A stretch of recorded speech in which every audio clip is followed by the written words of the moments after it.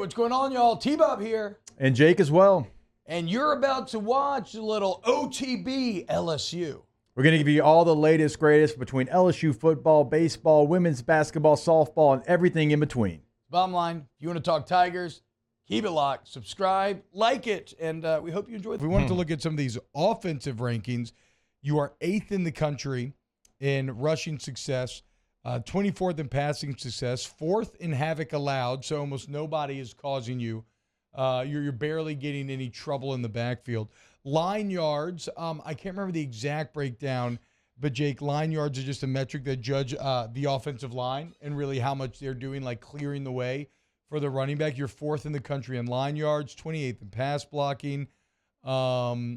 Big play, you're 5th in the country. Quality drives, you are 2nd in the entire country. Finishing drives, you are 21st. You're 5th in stuff rate, so nobody's ever really stuffing you. Yeah. Standard down success rate, so you're 1st and 2nd stuff, you're 9th. Standard downs explosiveness, 18th. Passing downs success rate, so when you're in your own 3rd and long situations, you're 3rd in the country. So as bad as the defense is, the offense is just as good. Like they are literal mirror inverses of one another. And so that's why I get to the point where, okay, keep the offense there and just make the defense okay for now. Doesn't have to be great. Rank 70th. Rank 70th in a lot of this stuff, and you'll win this game. Yeah, I mean, the only thing that's not green, I think, if I'm not mistaken, for the offense is broken tackles. I mean, everything else is basically in the green. Actually, pretty true, too. We haven't seen like a ton of broken tackles. Yeah, I mean, we saw Caleb Jackson almost put somebody in the hospital, but then he got tackled. Somebody was asking me about this, and I think it was Underhill yesterday. I do that LSU hit over there. And he was saying, like, how do you expect LSU to come out offensively here? And I said, there's a world out there where Ole Miss plays, like we said, what do they mainly play? Cover 3, cover 2, right? A little bit deeper. And then whatever. The point is, what are the coverages? We said them yesterday. I'm pretty sure it was a majority of I got it right here. Cover 2 and cover 3. So Ole Miss, they are going to run cover 3, 22.4% of the time. Quarters, 35.1% of the time. And they're going to run 0, 8% of the time. Cover 1, 12.1%. So, okay, I mean, there's a hefty mixture of cover 1 and 0. Be careful against 20%. This LSU team doing that.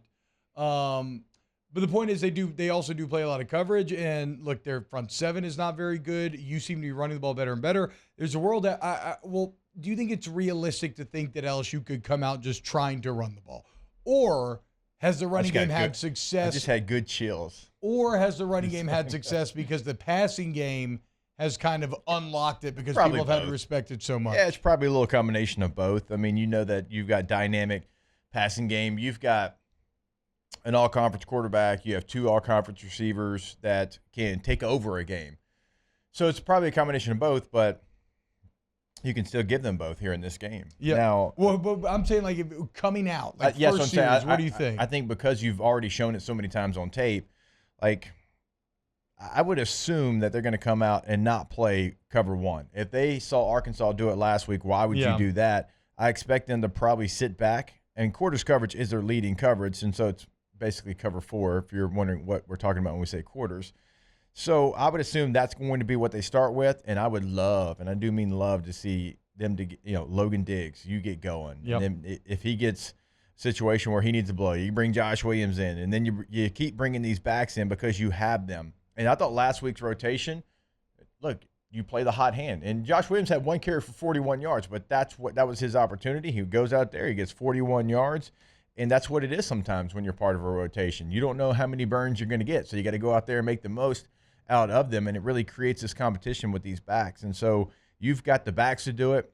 I would lean on you. Offensive line-wise, I think you absolutely got some road graders. You should kill this as far as the run blocking. Now, tight end still makes me, right, you got a 65% healthy, according to them last week, Mason Taylor, and then the rest of your tight ends are freshmen.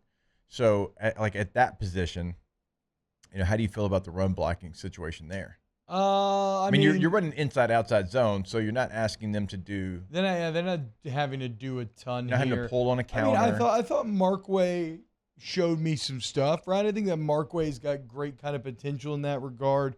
Hopefully a healthy Mason. I don't know. I don't think the tight end is going to be make or break. It has affected you pretty badly at the red zone at times this year, and so hopefully it won't do that. But no, I mean, if you can't run the ball against Ole Miss, I cannot believe that it'll be just because your tight ends weren't up to snuff. Right. You should be able to. Wow, Jake, what incredible takes. I mean, those guys, they're just the best. I think so. And if you think so, again, hit the like button, subscribe, ring the bell so you get notifications when we post every single day here on OTB LSU.